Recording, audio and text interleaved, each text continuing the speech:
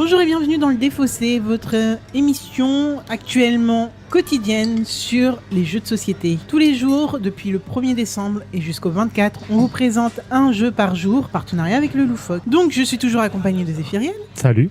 Salut Zéphiriel. Ça va ? Ouais. Je suis mitigé par le jeu qu'on va présenter aujourd'hui, mais ça on va y revenir. Ouais, mais avant ça, c'est le Défaussé, on présente comment ? Bah attends, d'abord je présente Tim. Salut Tim. Salut, ça va bien ? Ouais. On le connaît maintenant. Ouais, on le connaît bien maintenant, ça va. Alors, qu'est-ce que c'est que le Défaussé ? C'est une émission de 20 minutes, divisée en 3 parties. Une première partie où on vous parle un petit peu du contexte, du jeu dont on va parler, et un petit peu de comment on l'a connu, etc. Une partie où on va jouer, dans la mauvaise foi et la bonne humeur.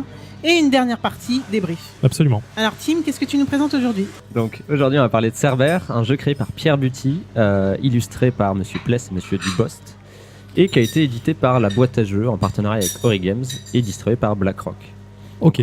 Donc ça a l'air déjà assez osé comme jeu, non ? Sur Cerber, le côté enfer, tout ça, non ? J'imagine le contexte déjà. Le concept est assez cool de base. Hein. Oui, clairement. Moi, je suis fan du concept de base. Ouais. Alors, le concept, c'est quoi l'idée du jeu, c'est quoi ? Alors le jeu c'est un jeu de 3 à 7 joueurs où le principe c'est qu'on va incarner chacun des personnages qui cherchent à s'enfuir en fait des enfers. Et comme tout le monde le sait, pour s'enfuir il y a donc une barque qui nous permet de fuir les enfers. Ouais. Mais à nos trousses on a Cerber. Et Cerber, lui son but c'est qu'on n'arrive pas à s'enfuir. Donc tout simplement en fait chaque joueur va avoir des cartes et va chercher à avancer le long de la piste pour aller jusqu'à la barque. Mais chaque action que vont faire les joueurs vont aussi contribuer à renforcer un petit peu Cerber. Et de temps en temps, Cerber va avancer d'un certain nombre de cases pour essayer d'attraper les joueurs. D'accord. La petite subtilité du jeu, c'est qu'au début du jeu, tout le monde est ensemble. Okay, on cherche tous à s'enfuir des enfers, même si on sait très bien qu'à la barque, il y aura maximum 3 places, donc il n'y aura pas de la place pour tout le monde. Et en fait, les joueurs qui se font boulotter par Cerber, en fait, qui se font attraper et accompagner aux enfers par Cerber, vont rejoindre l'équipe de Cerber en cours de partie. D'accord. Vont donc se transformer leurs cartes en cartes Cerber et vont, plutôt que d'aider les survivants, cette fois-ci aider Cerber à rattraper tout le monde. Donc c'est du coopératif au début, mais qui se transforme en semi-coopératif en cours de partie. Semi-coopératif. C'est un peu ça. Ouais. Ok. Alors je vais laisser Zéphiriel poser toutes les questions parce que moi j'ai déjà testé le jeu, donc j'en ai pas forcément plus. Ouais. C'est peut-être pour toi que ça va paraître plus obscur. Non, mais en fait, je vais demander juste un truc simple. C'est pourquoi on se tirerait pas dans les pattes dès le début, sachant qu'on est 5, il y en a 2 qui doivent pas venir. Pourquoi Parce que ça va renforcer dans quelle manière en fait le Cerber. Alors pourquoi 2 qui doivent pas venir ? Bah en fait, il y a que 3. Tu disais qu'il y a que 3 places. Non. Sur, De 1 à 3 places. Donc effectivement, on est 5, il y en a 2 sûrs. Oui, là on va jouer à 5. Ouais, Donc on sait que 2 d'entre nous ne viendront jamais avec Sharon traverser l'Achéron. Alors pour répondre à ta question, on a tous 4 cartes. Et sur nos cartes, à chaque fois, on a 2 sens. Ouais. Okay, un sens qui donne généralement une action pour nous. Par exemple, là, celle que j'ai sous les yeux, c'est j'avance de 2 cases. D'accord. Et un sens qui permet plutôt d'aider un petit peu les autres, mais qui est plus forte. Par exemple, là, l'inverse d'avancer de 2 cases pour soi-même, c'est avancer un autre joueur de 3 cases et un 3e joueur d'une case. Finalement, j'ai 4 déplacements d'un côté et seulement 2 de l'autre, mais pour moi. Donc l'intérêt, ça va être de négocier avec les autres pour dire, bah voilà, je te fais avancer de 3 cases, après tu me fais avancer de 3, on a tous les deux avancé de 3, avec une carte qui nous aurait finalement fait avancer que de 2 chacun si on avait joué que pour nous. D'accord, mais tu réponds pas à ma question du coup. Alors pourquoi j'irais aider aussi les autres, parce qu'en n'étant pas sûr de me faire aider en retour ? Exactement, bah, tout simplement parce que l'équilibrage du jeu a été fait de manière à ce que si tu joues que pour toi, globalement Cerber va te rattraper. D'accord, okay, là tu réponds à ma question, effectivement c'est moins bien. Et puis ça, et il y a un passage à chaque fois dans le jeu où globalement tu as besoin de minimum une autre personne pour survivre. D'accord. Ah oui, parce qu'il y a des formes d'épreuves, j'imagine. Alors chaque case, effectivement, va avoir des fois des spécificités un peu particulières.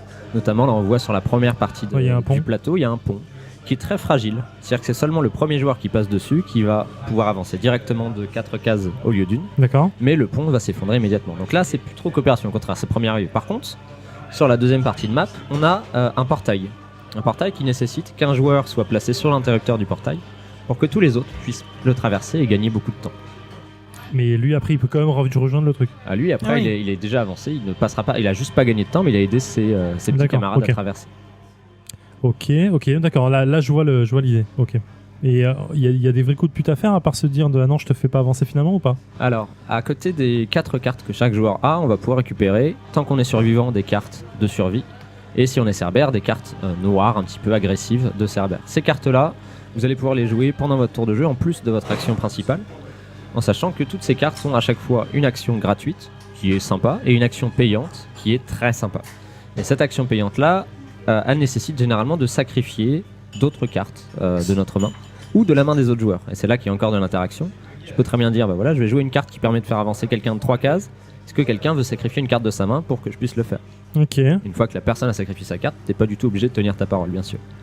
Mais c'est un moyen donc de permettre aux autres d'avancer. D'accord, ouais, je vois. Et le Cerbère, il joue comment tant que personne ne le joue ? Sur certaines de nos cartes, on a en haut à gauche une indication qui indique qu'on va faire avancer le dé de Cerbère d'un cran vers la droite. Quand il atteint la dernière case à droite, à ce moment-là, Cerbère attaque. On regarde la valeur du dé, il avance d'autant de cases qu'indiqué par le dé, mais il y a 2 cas de figure. Premier cas de figure, il atteint avant ou au bout de son déplacement quelqu'un qui était sur le plateau. À ce moment-là, la personne passe du côté Cerbère immédiatement.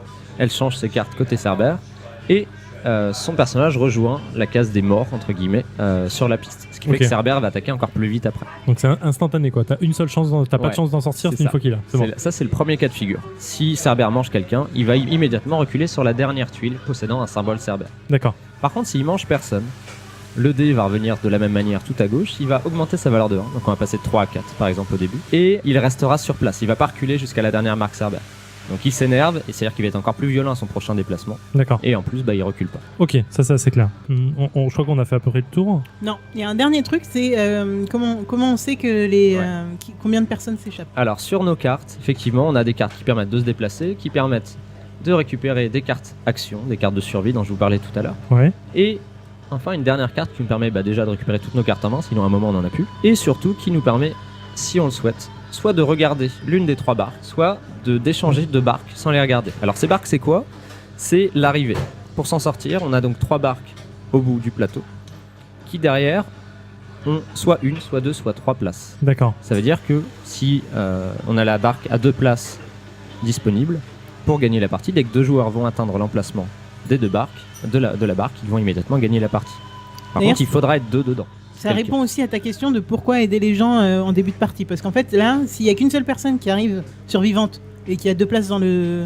Ah, mais c'est le premier bateau qui prend en fait. Ouais. C'est le premier bateau. Ah, d'accord, d'où le déplacer par exemple. Si tu veux déplacer le bateau qui a qu'une seule place, tu gagnes tout seul. Exactement. Ouais. Ah, d'accord. Par contre, petit détail, quand un joueur arrive dans la partie finale du plateau, immédiatement les 2 dernières barques sont supprimées. Et celle-là est définitivement validée comme ça, pour dire que ça sera cette barque-là pour la partie. Ok. Donc il y a un petit jeu d'infos aussi, infos cachées, infos partielles, de discussion entre les joueurs pour savoir, c'est quelle barque, est-ce qu'il faut que j'aide une personne, 2 personnes, est-ce que je le joue pour moi tout seul. Les gens peuvent mentir. Et bien sûr, les gens peuvent mentir. Ok, ça me va, ça vient. J'aime bien. Je pense que pour l'instant, je valide, mais on verra la part. S'il faut que je vais mourir dans les 3 premiers tours de jeu, ça va me saouler, mais ok. Bah, en même temps, si tu meurs, t'as une 2e chance. Hein. Bien sûr. Oui, t'es Cerbère. Tu peux gagner en tant que Cerbère. Ouais, tu peux gagner en tant que Cerbère. Ah oui, d'accord, ouais, c'est un choix. Ah, d'accord. C'est un choix. Ok, bon, bah, si vous êtes partant, on y va. Carrément. Donc, je prends une carte et les teams aussi. Tu me fais avancer de 3 ? De 2. C'est vrai qu'il a dit que les maths c'était pas ça. Ouais, à vous deux, vous êtes bons. Hein. Ça, normalement, les maths. Par contre, faut payer une carte pour la jouer celle-là. Ouais. Bon, j'ai joué Arrogance déjà, donc il y a 2 autres joueurs qui vont avancer, c'est ça. Moi, je vais. Non, c'est dangereux ça. Tout va bien normalement quand les gens respectent leurs engagements. Mais oui, mais c'est bête de pas le faire ici. Quoi. Moi, je voulais être Cerbère au début, vous m'avez fait avancer, je suis obligé de changer mes plans. Quoi. C'est un super. D'accord. En fait, moi, j'essaie de t'aider, mais finalement, ça servait à rien quoi. Ah, en fait, vous me laissez vraiment dans la merde, quoi. Voilà. Non, mais. La confiance règne, quoi. Putain, moi, j'aide tout le monde depuis le début, j'ai fait avancer le plus de personnes. C'est un jeu de trahison, forcément, ouais. La confiance règne. Il va mettre la barque de 1 comme un connard, c'est tout. Ouais, j'en doute, mais bon, allez, go, pas grave. De toute façon, avec vous, c'est pas mieux. Donc, finalement, avec vous, c'est pas mieux, c'est encore pire. Oui. La pression de team parce qu'il est à mi-chemin. Il est à mi-chemin. Ah ouais. T'as une chance de t'en sortir. Hein. Franchement, si tu veux, je te laisse ma place. Si, vas-y. Nous sommes de retour dans le défaussé après une partie de Cerbère plutôt animée. Plutôt animée et longue, oui. Longue ? Ouais, bah tu l'as senti bonne longue. 50 minutes. Ouais, au bout d'un moment c'était un peu long. Sur la fin, parce qu'en fait sur la fin, on va développer après, mais sur la fin t'as tous les Cerbères qui se concertent pour une action et c'est long pour une action en fait. C'est toujours un peu trop long, je trouve. Mais c'est pas grave. Ça fait partie du jeu, j'imagine. Vu que en fait, c'est quand tu deviens Cerber, forcément tu découvres des cartes que tu bien sûr. que t'as pas eu depuis le début de la partie, donc il faut que tu les appropries aussi. Oui, non, mais en fait, il y a une. Mais c'est pareil pour les joueurs qui restent. En fait, ils commencent à se concerter plus, en fait. Donc du coup, comme là, vous étiez 3 joueurs d'affilée, vous vous concertiez à chaque tour de savoir qu'est-ce qu'on fait. Et du coup, c'était un peu plus long à chaque fois le tour. Mais c'est juste ça, c'est un détail. Hein, je l'ai pas vraiment ressenti comme ça, mais bon. Mais parce que t'étais dans la conversation, toi. Ouais, mais même quand c'était vous, tu vois, par exemple. Nous, on se concertait pendant que vous le faisiez, donc nous, on jouait directement après. Ok, pourquoi pas. C'est le côté. Comme ça. Mais c'est pas grave, okay. C'est le détail que j'ai sur ce genre de jeu, c'est toujours trop long sur les trucs de concertation. Mais c'est pas du tout le débrief que je voulais donner. Sur mon avis, ça reste un bon jeu. C'est très très bien. C'est super agréable, je trouve, comme jeu. Le côté fausse coopération et ensuite on se tire la bourre sur la fin pour savoir qui s'en sort en premier et qui se fait bouffer ou pas et qui on laisse bouffer pour essayer de s'en sortir. C'est assez amusant, j'aime bien. Je trouve ça amusant. Alors, ok, Alex. Alors, moi j'avais déjà joué une partie et ce qui est très fort, je trouve, c'est qu'effectivement il y a ce côté au début coopération où tout le monde fait avancer les autres, sinon on se fait avoir.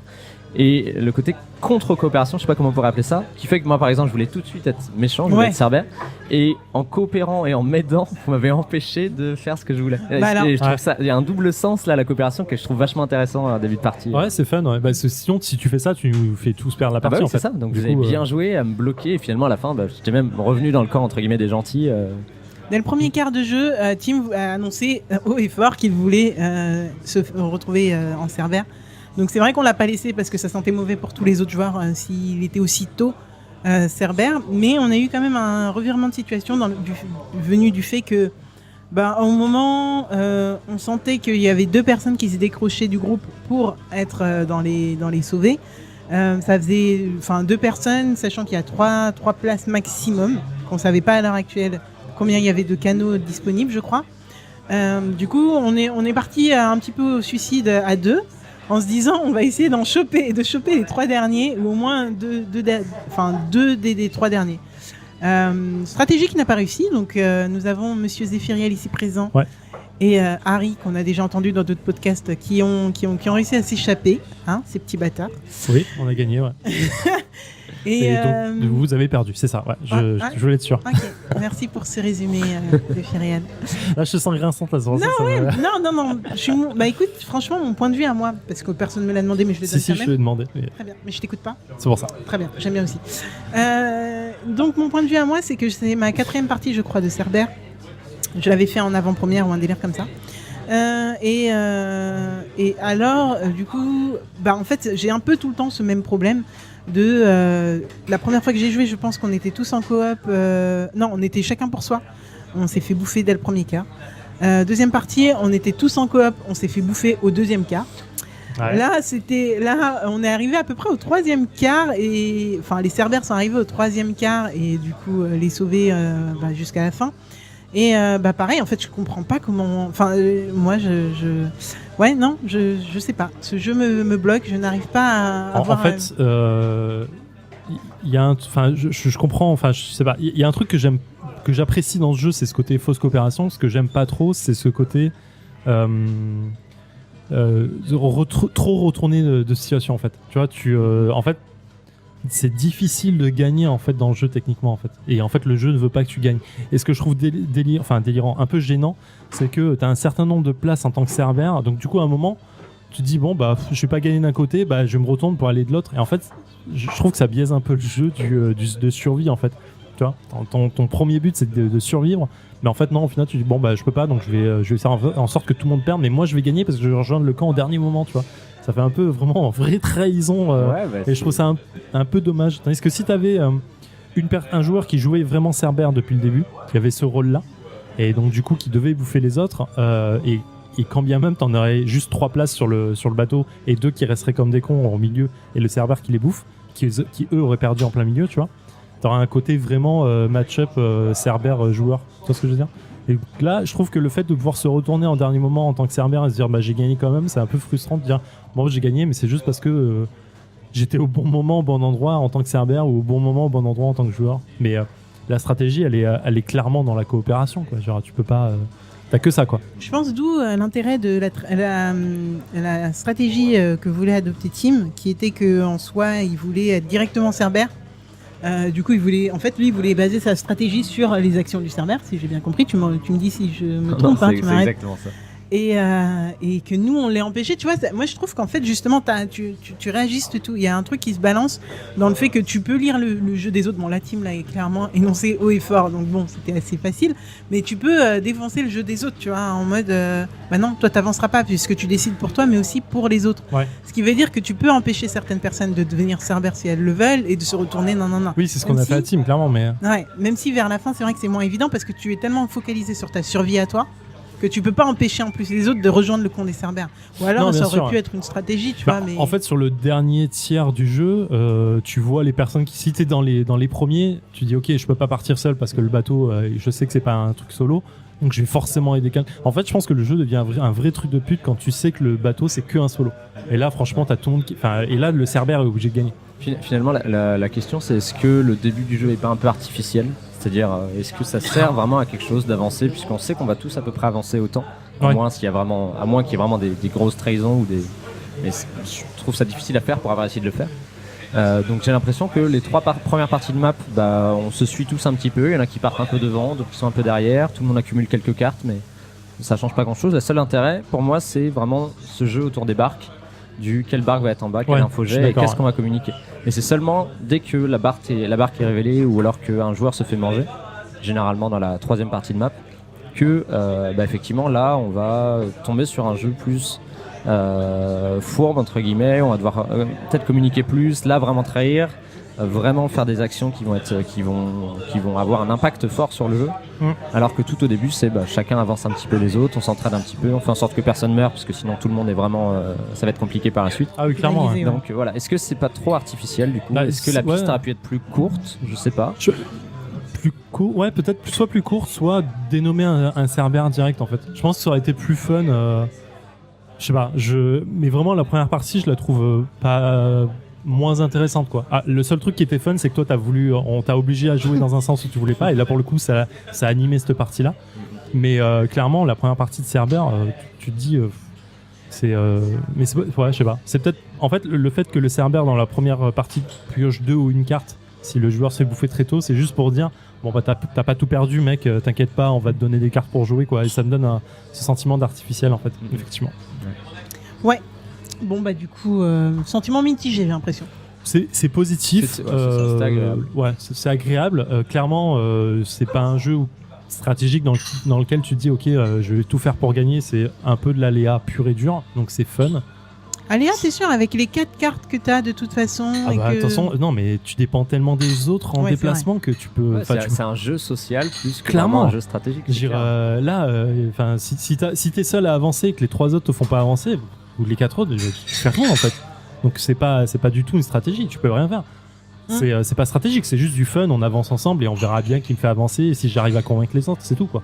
Donc et même les coups de couteau en fait sont pas très intéressants puisqu'il y en a pas tant que ça à avoir. Toi t'as biaisé un petit peu sur le nombre de canaux à un moment. Ouais, parce que je voulais me dire je veux un canot, une place et être dedans. C'est l'objectif que je m'étais fixé, c'est je veux que ce soit un canot, une place et être dedans pour dire ouais les mecs, je vous ai tous su. Mais en fait à la moitié du truc, je dis mais c'est impossible. Si j'essaie de faire ça, je me fais juste niquer à la fin en fait, c'est sûr. Et donc du coup tu essaies de plus biaiser le jeu sur ça, mais c'est le seul truc qui est fun en fait. Mais je pense que le canot à 2 est vraiment la solution la meilleure pour les survivants, parce que si c'est 1, ils vont se tirer dessus à la fin et Cerbère va les rattraper beaucoup plus vite. Et 3, suffit qu'il y ait un mort, plus qu'un mort parmi les 3 survivants et c'est fini quoi. Ouais. Voilà, dès que tu as dit ça, en fait, la rejouabilité est quand même bizarre, même s'il y a de l'aléatoire. Et maintenant, enfin, je trouve que la rejouabilité est bizarre à partir du moment où tu te focuses sur un canot, et que tu... Ouais, je sais pas, moi, franchement, ce jeu, je l'avoue, ne m'emballe pas du tout. Ouais, je peux comprendre. Ouais, non, tu vois, un jeu où tu peux mettre des coups de couteau, je préfère un trick, par exemple. Oui, clairement. Qui est un autre jeu qui n'a absolument rien à voir, mais où tu mets aussi bien des coups de couteau.